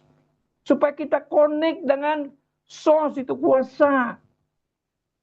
Jangan lagi banyak cakap. Kalau kita bercerita tentang firman Tuhan. Tentang pelayanan kita itu. Jangan cerita lain. Ya, banyak orang pelayan Tuhan. Bila dia orang pergi pelayanan. Di dalam perjalanan, dalam cerita. Macam-macam cerita. No, that is wrong. Kita pergi melayani bukan yang cincai punya. Kita melayani supaya orang yang kita layani itu benar-benar dilayani dengan betul. Mereka ini memanggil kita supaya keadaan mereka berubah. Dan mereka memanggil kita karena diorang ada harapan terhadap kita. Tapi kalau kita tidak mempersiapkan diri, banyak cerita tidak terhubung dengan kuasa itu, source, sumber kuasa itu. Maka macam mana kita melayani? Kita datang kepada tempat baru, sampai itu urat di dalam itu leher pun keluar sudah mau apa? Itu urat-urat di kepala pun sudah keluar, muka keluar, penona mau kudus. No, Tuhan tidak begitu. Persiapan itu penting. Itu sebab persiapan setiap hari berhubung dengan Tuhan. Supaya pada saat kita dipanggil, kita sudah siap. Jangan nanti panggil, nanti dulu saya belum siap. Minggu depan. Ya. Saudaraku, ubah. Bila kita dipanggil melayani, ambil serius. Karena kita memuliakan Tuhan. Kita pergi sana bukan main-main. Orang yang kita layani itu mengharapkan perubahan keadaan mereka. Dan Allah yang kita sembah, yang kita melayani, dipanggil melayani, dalam kerajaannya adalah Allah yang sumber kehidupan. Bagi Allah tidak ada yang mustahil. Dia dapat merubah keadaan. Tapi dia perlu saluran, alatnya. Dan kita lah alatnya yang masih di bumi ini, tubuhnya. Tapi kalau kita tidak kudus, bagaimana kuasa Tuhan mengalir? Tidak boleh. So mari saudaraku. Ya, itulah Pentecost. Ingat, Pentecost Tuhan sudah berikan kita kuasa menjadi saksi, Pak. Dan kita bukan saja ada menjadi saksi, tapi kita ada kuasa untuk melaksanakan tugas. Seperti Petrus. Dulunya dia menyangkal Yesus. Dia penasaran. Dia lemah. Tapi apabila dia dipenuhi dengan Roh Kudus, apa jadi kepada Petrus? Pertama dia berdiri, ya. Kalau kita baca di Kisah para Rasul bab 2 ayat 41. 40. Dia berdiri 3.000 terima Tuhan. Terakhir berani dunia sebelum Pentakosta. Dia orang takut itu askar-askar Romawi di Yerusalem. Tapi bila sudah penuh dengan kuasa, dia orang tidak kisah lagi itu Romawi askar-askar Romawi yang ada. Dia berdiri, apa jadi? Ribuan orang. Dia keluar pergi bait Allah. Orang lumpuh. Orang lumpuh itu bertukar keadaan. Lumpuh menjadi sembuh. Nah, begitu juga kita. Kita terima roh yang sama. Urapan yang sama. Cuma yang bezanya, apakah alat ini kudus atau siap dipakai Tuhan. Itu pilihan kita. Amen. Mau dipakai Tuhan atau tidak, itu kita punya pilihan. Ya, Tuhan sudah sediakan. The anointing is sempurna. Roh Kudus sempurna. Jangan lagi, Tuhan saya mau lebih lagi. Bila kita minta lebih lagi, berarti kita terus hidup kudus. Ya, bila kita mau lebih lagi, Roh Kudus, katakan, oke, saya proses kau. Nah, dia izinkan kita melalui proses. Yang sakit punya masalah sini, masalah sana, tekanan sini, tekanan sana. Kita pikir, kenapa ini? No, ada proses. Tuhan pakai kita, sebelum kita dipakai, mesti diproses dulu. Ya, dari itulah kita pelayanan orang ini. Ada persiapan, oke? Firman, urapan, dan minta supaya karunia Roh Kudus beroperasi sepenuhnya. Minta. Dan karunia itu hanya beroperasi bila kita terhubung dengan siapa? Yang pemilik karunia itu. Siapa? Roh Kudus. Tadi kita mesti terhubung dengan mempunyai karunia. Kalau kita tidak boleh beroperasi karunia itu kalau kita tidak terhubung dengan yang mempunyainya. Dan yang mengurapi juga adalah Roh Kudus. Kalau kita mau urapan itu diaktifkan, mesti terhubung dengan dia. Jadi belajar untuk terhubung. Oke, yang dipimpin Roh Kudus apa maksudnya? Mentaati perintahnya. Itu saja. Oke, hidup dalam kekudusan. Alright.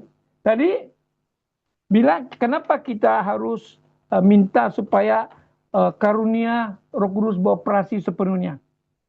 Karena kita tidak tahu latar belakang orang ini. Kita hanya tahu dia ada cancer. Kita sudah tahu dia punya keluarga belum kenal Tuhan. Tapi kita dipanggil. Bagaimana kita mengetahui? You see, seperti dokter kan, kita pergi jumpa pakar. Pakar itu tidak akan memberikan kita obat terus. Dia tidak akan prescribe obat terus. Dia akan buat diagnosis dulu. Dia periksa dulu apa penyebab sakit itu. Banyak proses. Cek kau punya darah, kena x-ray lah. Cek kau punya gula level. Cek kau punya latar belakang. Ahli keluarga, apakah mereka pernah ada kanker di antara mereka. Latar belakang keluarganya juga mesti tahu. Baru kita dapat mempersiapkan untuk pelayanan. Bagaimana kita mengetahui itu? Kita mesti beroperasi dalam karunia kata-kata pengetahuan. Oke? Kata-kata pengetahuan supaya Tuhan akan menunjukkan kepada kita semua penyebab-penyebab yang ada kaitan dengan sakit itu. Dan juga kalau itu Tuhan tunjukkan ada roh penyakit, ya, infirmities, dan kita harus membedakan, harus kita beroperasi dalam karunia membedakan berbagai jenis roh supaya kita tahu apa jenis roh yang menyebabkan penyakit itu. Dan ini warning, semasa kita melayani dan kita buat pengusiran, pelepasan orang itu, jangan lagi tanya, "Hei, siapa nama kau? Siapa nama kau? Roh dari mana? Ya, keturunan kau apa? Roh." Saudaraku, jangan bercakap dengan roh. Kau bertanya sama dia, siapa nama dia? Dia pembohong. Roh yang dapat tahu semuanya ada di dalam kita, Roh Kudus. Kenapa kau mau tanya si iblis? Tidak mau tanya roh yang benar, roh kudus. Nah, itu sudah kita masuk dalam strategi iblis. Itu sebenarnya strategi iblis untuk menarik perhatian kita kepada dirinya dan bukan lagi kepada Tuhan. Bila kita punya fokus kepada Tuhan, sudah lari kepada iblis, tiada kuasa, tiada anointing. Maka sia-sia saja usaha kita. Jadi jangan kita sama sekali terperangkap dengan iblis. Dia akan buat manifestasi sehingga, saya kasih satu contoh. Mula-mula kita dalam pelayanan, kita punya fokus Tuhan. Tadi kita ada urapan, diaktifkan. Tiba-tiba kita mulai berdoa, orang itu manifest. Dia buat demonstrasi, wah dia begini, manifestasi. Apa jadi? Kau punya fokus kepada orang itu. Jadi kau punya fokus dari mana? Kepada orang itu, bukan lagi kepada sumber kuasa, bukan lagi kepada Tuhan. Sudah masuk perangkap iblis. Kalau itu terjadi, jangan teruskan. Kau berhenti dulu sementara kau fokus balik. Jangan terus dalam nama Yesus. Jangan lagi usir-usir masa itu karena tiada kuasa.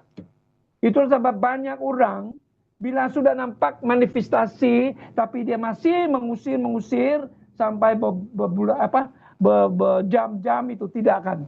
Kenapa? Karena dia ada urapan, disconnect dengan source kuasa.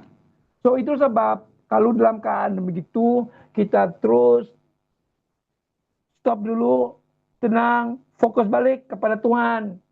Baru kita continue. Sekejap itu. Amen. Nah, kalau kita sudah tahu macam kalau orang itu kan kena banyak penyebab kanser. Penyebab kanser kadang-kadang makanan. Kedua, kadang-kadang kita ada di dalam batin kita. Ya, banyak luka dalam batin. Kalau Tuhan tunjukkan bahwa orang ini banyak luka dalam batin, jangan berdoa kesembuhan dulu. Kita berdoa penyembuhan batin dulu. Karena itu harus kita singkirkan penyebab itu. Amen. Kalau kita terus berdoa penyembuhan, tapi penyebab dia belum selesai, dia akan kembali. Itu sebab penting bagi kita connect dengan Roh Kudus supaya dia akan tunjukkan kepada kita caranya melayani. Bagaimana? Kita akan beroperasi dalam kata-kata hikmat. Bila kita beroperasi dalam kata-kata hikmat, Tuhan tunjukkan kepada kita bagaimana kita melayani. Tapi kata-kata pengetahuan adalah kita akan mengetahui apa penyebab sakit itu. Itu diagnosis. Okay? Tapi karunia untuk membedakan berbagai jenis roh itu kita beroperasi apabila orang itu kita tahu bahwa dia sakit penyebab yang menyebabkan sakit itu adalah roh penyakit. Jadi kita mesti pastikan apa roh, karena banyak sakit, bukan satu roh menyebabkan dia itu. Ya. Kalau kadang-kadang kita bilang, oh ini roh kanker. Tapi ada lagi roh lain yang bersama-sama roh kanker itu menyebabkan sakit itu. Sehingga dia terus menjadi lebih teruk lagi. Jadi kita mesti tahu, ya, baru kita melayani. Amen. Dan bila kita sudah tahu semua itu dalam pelayanan penyembuhan batin, nanti saya akan ajar nanti. Nah, ada satu juga cara kita berdoa penyembuhan batin. Itu penting. Karena banyak di sini juga, termasuk Pastor Helen, banyak luka dalam batin sekarang ini. Saya nampak. Ya, banyak kecewa. Ya, perlu penyembuhan batin. Oke? Ya. Jadi kalau kita mau maju, kalau ada luka-luka dalam batin, ada halangan. Ya, bila kita ada itu kan mau maju, tapi ada juga yang menghalang kita. Harus kita selesai supaya tidak ada. Oke? Dan bukan apa saja, bukan pastor saja, tapi banyak lagi ibu-ibu di sini yang banyak dia simpan. Dia tidak tahu bagaimana menyelesaikan dia punya masalah di dalam dia. Ya, di dalam keluarganya banyak tapi harus diselesaikan dulu. Amen. Nah, itu nanti saya akan ajar bagaimana next session. Saya akan ajar bagaimana buat doa penyembuhan batin, penting. Banyak orang ya terluka dalam batinnya, ya, karena macam-macam kita terdedah kepada keadaan orang-orang yang melukai kita, ya, di dalam keluarga kita, orang dalam pejabat kita kah, di dalam bisnis kita, dalam hubungan, banyak terluka. Tapi kita harus selesai. Jangan kita biarkan itu, karena itu tidak menggugat hidup kita, menggugat damai. Ya, kita kadang-kadang menyesalkan apa sih begini, ya. Nah, apalagi kalau iblis datang, nah kau begini, kenapa kau begini? Dia akan berbisik-bisik gitu. Sehingga kalau kita tidak kuat di dalam firman, tidak melekat dengan Tuhan, kita akan terpengaruh senang. Jadi kita ikut itu suara. Kadang-kadang kita mendengar suara itu. Oke? Jadi harus kita tangani juga. Jadi kalau orang yang kita layani ini bukan saja ada kanker, tapi kalau kanker dia disebabkan luka dalam batinnya, dan kita harus layani dia punya sakit batin, ya, penyembuhan batin dahulu. Nah, kalau dia punya keluarga, ya, ada penyembah berhala, harus juga berdoa juga pelepasan daripada kutukan-kutukan nenek moyang, ya, karena mereka kalau menyembah berhala dulu ada 3 sampai 4 generasi turun-temurun, ya, itu kutukan. Itu juga menghalang berkat kepada kita, itu juga menghalang atau menyebabkan banyak penyakit dalam diri kita. Kalau nenek moyang kita kan ada sesuatu penyakit yang kronik, dia akan turun-temurun, itu genetik sebenarnya. Jadi harus kita putus hubungan jiwa. Karena kita sudah pun dipindah dari kerajaan Allah ke dalam kerajaan Allah. Kolose 1:13 mengatakan kita sudah terlepas dari kuasa kegelapan, sudah dipindah di dalam kerajaan terang, dan mengikuti Efesus 2:19 kita sudah pun menjadi keluarga Allah. Dari keluarga yang kita punya biological, ya memang ada, tapi karena kita sudah lahir baru, maka kita putus hubungan jiwa dengan mereka supaya kutukan itu tidak lagi mengalir ke dalam hidup kita. Baru kita bermula dengan doa penyembuhan, dilepaskan. Banyak orang dia terus berdoa, tapi itu kutukan masih ada. Kita akan ada penyembuhan sementara. Dia akan balik lagi kalau kita belum terputus itu penyebab penyakit itu. Dan itu sebab harus kita menjadi pakar dalam hal ini. Ya, kita buat diagnosis, kita tahu semua penyebab, baru kita tangani, dan obat-obatan itu ada semua di dalam Alkitab. Ya, semua ada. Itu sebab saya mendorong kita baca firman, belajar firman, cari ayat-ayat yang ada kaitan dengan kesembuhan. Kalau kita pergi melayani penyembuhan. Ya, jangan 1-2 saja. No, dia so many, banyak ayat-ayat dalam firman, ya, dalam Alkitab yang berkaitan dengan kesembuhan. Ambil, ya, kita tulis, ya, kita hafal, kita renung, Tadi bila kita pergi melayani sepanjang perjalanan, kita renung itu firman. Supaya pada saat kita berdoa, firman yang kita ambil dasar doa kita itu sudah menjadi hidup. Ya, sudah menjadi rema. Jadi kita ikhtiarkan saja. Maka ada kuasa. Amin. Haleluya. Itulah sebenarnya kesan ada kaitan Pentakosta bagi kita sebagai gereja Tuhan. Amin. Banyak lagi sebenarnya baru siri 2. Sebenarnya banyak lagi yang saya mau fungsikan tentang ini. Karena banyak kaitan-kaitan yang memperlengkapi kita di dalam pelayanan. Ya, karena banyak harus kita belajar. Karena saya mau kita diperlengkapi dan kita dapat melakukannya menjadi pelayan Tuhan yang efektif. Karena banyak orang di luar sana, ya, setiap hari saya terima panggilan.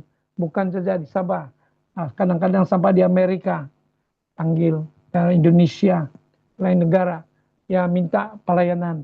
Nah, kalau kita tidak siap, kurang panggil kita. Macam mana kita memberikan pertolongan? Tidak boleh. Dari sebab, mari kita belajar bersama-sama. Saya sanggup mengajar apa yang saya terima dari Tuhan, karena saya punya beban supaya banyak diangkat Tuhan, dipelengkapi Tuhan menjadi pelayan yang efektif. Supaya nama Tuhan dipermuliakan. Dan ramai orang di sana melalui pelayanan kita, mereka akan melihat, mengalami kuasa Tuhan, kemuliaan Tuhan. Amin. Dan Tuhan saja dipermuliakan dalam pelayanan kita. Amin. Haleluya. Puji Tuhan. Jadi kita akan sambung, ya. Saya masih sambung. Oke. Belum selesaikan tadi itu yang kalau kita sudah terima wahyu dari Tuhan apa penyebab itu kan. Nah, sekarang the real ministry. Bagaimana kita melayani orang itu? Oke. Kita berdoa pertama.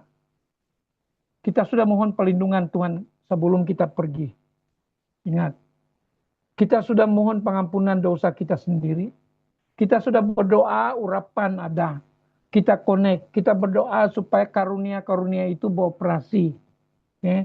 Nah, bila beroperasi, kalau Tuhan tunjukkan kepada kita apa penyebab, dan kita deal itu masalah, itu penyebab dulu. The cause of the problem. Ya. Nanti baru kita berdoa kesembuhan. Jangan berdoa kesembuhan dulu. Kalau kita belum selesai dia punya penyebab. We have to go step by step. Ya. Kalau kita baca di Matius 10 ayat 1, ayat 7 dan 8. Ya. Dan Yesus memanggil ke-12 muridnya, memberikan mereka kuasa. Apa? Pertama, mengusir roh-roh jahat. Roh-roh di sana adalah spirit of infirmities. Ikat itu penyebab penyakit itu. Oke? Baru dia kata, dan kuasa untuk melenyapkan penyakit. Jadi pertama yang harus kita deal adalah yang menyebabkan penyakit itu, yaitu roh penyakit itu. We cast out the command to lose the person. Nah, person itu masih sakit, tapi kita ada kuasa juga yang sama untuk melenyapkan penyakit, to heal dia punya sickness dan juga kelemahan. Dan selepas itu di ayat 7, kuasa untuk menyembuhkan. Bila kita menyembuh dalam case ini, jangan lagi tanya Tuhan, oh Lord, heal them, Lord. Heal this person, Lord. No. Firman sudah mengatakan dan Yesus memanggil ke-12 muridnya, memberikan mereka kuasa. Kuasa sudah dipeturunkan kepada murid. Dari mereka sekarang pergi dan melayani. Dengan kuasa itu mereka akan mengusir roh setan, roh penyakit. Mereka ada kuasa untuk melenyapkan. Dia tidak tanya lagi, Tuhan sembuhkan dia. No. Ya, di Markus 16 ayat 17. Tanda-tanda ini mengikuti orang-orang yang percaya. Mereka mengusir roh setan. Di ayat 18, mereka tumpang tangan kepada orang sakit sembuh. Siapa yang tumpang tangan? Kita, bukan Tuhan. Karena Tuhan sudah berikan kita kuasa itu. Amen. So you must change the way you pray for the sick. Don't, Lord, heal her, heal her. No, the power is in your hand. So we use the power. What is the power? First, you have the authority of the name of Jesus. Number two, you have the Holy Spirit who give you the anointing, the power, yeah, to do the healing. Amen. That is very important in ministering the sick. So I still hear people, Lord, heal him, deliver him. No, deliverance, we have the authority to deliver the person. We have the power, the full authority to command the spirit to live. Kenapa? Suruh Tuhan. Satu contoh lah. Ya, kalau Evangelist Joy Janet kasih saya tu kunci kereta dia. Pastor, come, you drive. Then masuk kereta. Ya, saya suruh pula Evangelist Joy drive. But the key is in my hand. Similarly, the power, authority, the full power, authority in heaven and on earth has been passed on to us, to the church. So the church must use the power to enforce. Amen. This is how we minister. Okay. So I pray that you have the enlightenment, the revelation, the understanding. Yeah. And then what you learn today, when you are faced with such a case, you just practice. So when you pray for the person yang ada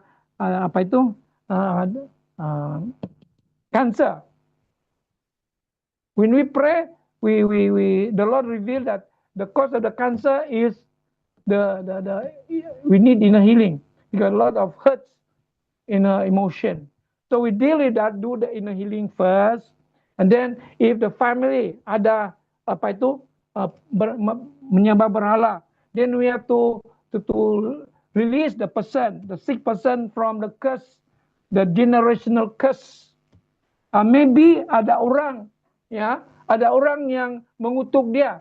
Maybe someone has released or speak over her or the words that amounts to curse. That also we need to release her. How to release the spoken curses? You know, in Jeremiah 1 verse 10, you have been given the power to uproot, to destroy, and also to build. So use the power that is in our hand to uproot whatever word that have been spoken over her, that tantamount to curse, to uproot the curse. You know, maybe the seed of the curse, the word that be spoken is already fruiting in the life of the person in the form of sickness. So we must uproot and destroy. Not just uproot, we must destroy. Okay? And then only the next process is, now, if the person is a Christian, we don't need deliverance. No need to cast out of the spirit. If the person is a Christian, that spirit is outside oppressing the person. It's no longer deliverance. There are many people doing deliverance, casting, dalam nama Yesus, keluar, keluar. Siapa yang keluar? You see, there are many things that we need to learn. Deliverance, you have to learn, understand. Deliverance, if it is oppressive spirit, then in the name of Jesus, I command you, loose her or loose him. Loose, not come out. No, that is wrong. You see, that's why we need the Holy Spirit to teach us, to show us first. Yeah, to diagnose the cause of the problem. Then only the Holy Spirit will allow the gift of wisdom, the word of wisdom. The gift of word of wisdom is God showing us how to minister. Maybe in a healing first, or counseling first, then only cutting off all the curses. Step by step, God will show us, you know. But there are times when God will manifest in a very dramatic way, where when we minister, there is miracle. That is the gift of the working of miracles. There is an instant healing. Okay? So there are times, it all according to the sovereignty of the Lord. Okay? So I pray that whatever we learn tonight, apa yang kita belajar malam ini, kamu praktik. Sekiranya ada yang sakit dalam rumahmu, kamu praktik. Ya. Kamu ada sekarang ini, ada yang sakit kepala. Oke? Okay? Ada yang sakit di sini, dada sebelah kiri. Kamu balik, tumpang tangan. But before tumpang tangan, you must connect to the Holy Spirit. Ask for the anointing and the power. Then in the name of Jesus, according to Mark 16 verse 18, as I lay hands on my body, the Bible says that if I lay hands on the sick shall recover. I am the sick person now. I am laying my hands on my own, and I am a believer in the name of Jesus. I command my sickness to leave my body in Jesus' name. By faith, I believe I am already healed. Because according to the word of God in First Peter 2:24b, by the stripes of Jesus, I am already healed.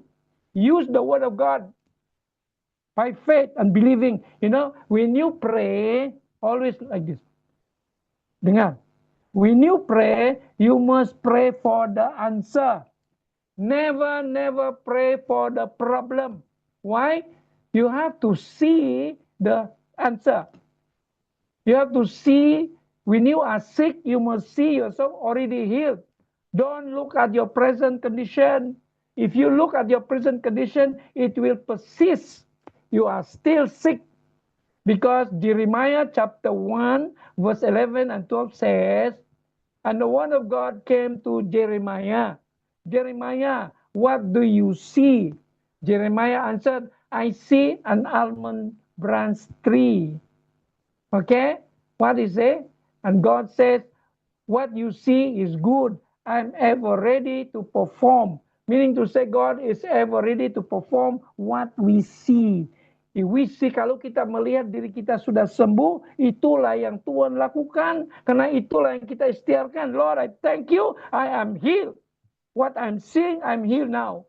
Because the Bible says, you know, in 1 Peter 2:24b, I declare and decree that by the stripe of Jesus, I am already healed. And then you say, thank you, Lord, I'm healed. Because your word is spirit and life, yes and amen. Now, I decree, according to Job 22 verse 28, when I decree a thing, it is established. So kita buat decree. Decree, siapa yang sakit sudah sembuh. It is established. And then kalau orang itu sudah mau apa? Macam takut mati. Okay? Psalm 118 verse 17 says, I decree and I claim the promise of God in Psalm 118 verse 17. I will not die but live to declare the works of the Lord, the glory of the Lord. Kau declare itu firman Tuhan, saudaraku. Ambil. Di dalam Mazmur 118 ayat 17. Kalau kau pikir, ya kau rasa mau mati, ambil itu firman. Karena firman Tuhan kata, iblis datang untuk mencuri, membunuh, membinasa. Dia coba untuk berbisik kepada kita mau mati. Tapi firman mengatakan, Mazmur 118:17, I will not die, but live to declare the glory of God. To declare the great works of God. Kita lawan dengan firman. Ya, dan itu sebab pentingnya bagi kita untuk membaca firman, merenung firman, menghafal firman, dan jangan kita, ya, bila kita mengisytiharkan firman, pastikan mulut ini bersih, kudus. Jangan, don't ever declare the word of God if your mouth, you just say, you just committed lies, you have been gossiping, you have been slandering people, you have been lying. No, you have to ask for apa? You confess first. Cleanse your mouth just like Isaiah. Celakalah bibirku, dia kata. And then malaikat datang dengan api, membakar mulutnya, menyucikan, menguduskan mulutnya. Dan Tuhan bilang, siapakah aku utus? Ya, 8. Dan dia respon, inilah aku, utuslah aku Tuhan. So, saudaraku, we must be holy. Our lips, our heart, our mind must be pure. Bila kita melayani. Karena firman ini adalah kudus. Nama Yesus kudus. Urapannya ada dalam kita kudus. Kuasa yang ada pada kita kudus. So, kalau kita ada dosa, jangan harap kuasa ini dapat mengalir. Jangan harap kalau mulut kita senantiasa bohong, memfitnah, menggosip. Tapi kita berdoa dalam nama Yesus. Kita berdoa setiap hari. Masih lagi kita panggil nama Yesus. Tapi kita lupa. Kita pakai mulut ini untuk apa? Berdosa. We have to be serious. I'm very serious on this. Because the Lord has been reminding me. Teach my people, be holy, for I am holy. Everything that I have given are holy. And God, when He's come back during the rapture, He's coming to rapture the glorious, the holy, and unblemished church. So I'm praying that all of us here, the Church of Jesus Christ, when Jesus comes, He found us to be a glorious church, a holy, unblemished church. That is my beban. That's why I'm teaching. I teach the truth. Whether you accept or not, I don't care. I just speak the truth. Because that is the mandate that God has given me. That's why I'm so, burdened, not burdened. I take it as a privilege to share the truth. I want to see people do not miss the rapture. That is my desire. So brothers and sisters, tonight, whatever you have received today, I pray that the Holy Spirit will bring to your remembrance. And most importantly, apa yang penting, kamu praktik. Ya. Sebelum saya tutup, saya mau berdoa bagi mereka yang sakit. I want you to lay hands. Kamu tumpang tangan kepada di mana sakit badan kamu. Ada yang di dalam rahimnya, ya, selalu sakit di bawah perut yang menyebabkan sakit belakangnya. Sikiri di antara masyanda. Makata kerasu kurutu kurobo sikri. Haleluya. Bapak Surgawi, dalam nama Yesus malam ini sungguh indah Tuhan, kami mendapat satu pawayuan yang baru, pengajaran yang baru, dan kami terima, kami mau aplikasikan kepada setiap pribadi yang sakit dimanapun mereka berada saat ini, tapi di alam roh kami tetap satu Tuhan, di dalam nama Yesus, karena Engkau maha hadir. Dalam nama Yesus Engkau mengutus malaikat-Mu untuk melayani mereka dimanapun mereka berada. Dan mengikuti Yesaya 59 ayat 1, tangan-Mu tidak kurang panjang untuk menjamah menyelamatkan mereka. Dengan kuasa otoritas Engkau berikan dan urapan yang sudah pun diaktifkan, di dalam nama Yesus, saya perintahkan setiap sakit penyakit dalam tubuh setiap mereka yang sakit sekarang dimanapun mereka berada, saya perintahkan roh penyakit, lepaskan mereka sekarang dalam nama Yesus. Dan saya perintahkan, lenyap setiap penyakit sekarang. I rebuke every pain, every sickness right now. Saya perintahkan setiap tisu, setiap sel, setiap organ dalam tubuh yang dijangkiti sekarang, disembuhkan, dipulihkan sekarang. Karena firman mengatakan di 1 Petrus 24b, oleh bulu-bulu Yesus, engkau sudah sembuh dalam nama Yesus. Dan mengikuti Yeremia 33 ayat 6, sesungguhnya aku mendatangkan kesembuhan dan mendatang kesehatan dan kesembuhan. Aku menyembuhkan engkau dan menyingkapkan kedamaian dengan kelimpahan. Saya tuntut janji firman-Mu ini Tuhan bagi setiap pribadi di sini, karena Engkau sudah pun mendatangkan kesehatan kepada tubuh mereka, dan juga kesembuhan sudah terjadi karena Engkau berjanji untuk menyembuhkan mereka. Maka dalam nama Yesus saya istiarkan, mereka sudah sembuh, mujizat sudah terjadi dalam nama Yesus. Terima kasih Tuhan, meteraikan semua mujizat kesembuhan yang terjadi dalam tubuh mereka. Mulai saat ini mereka sudah terlepas dari segala penderitaan sakit penyakit ini dalam nama Yesus.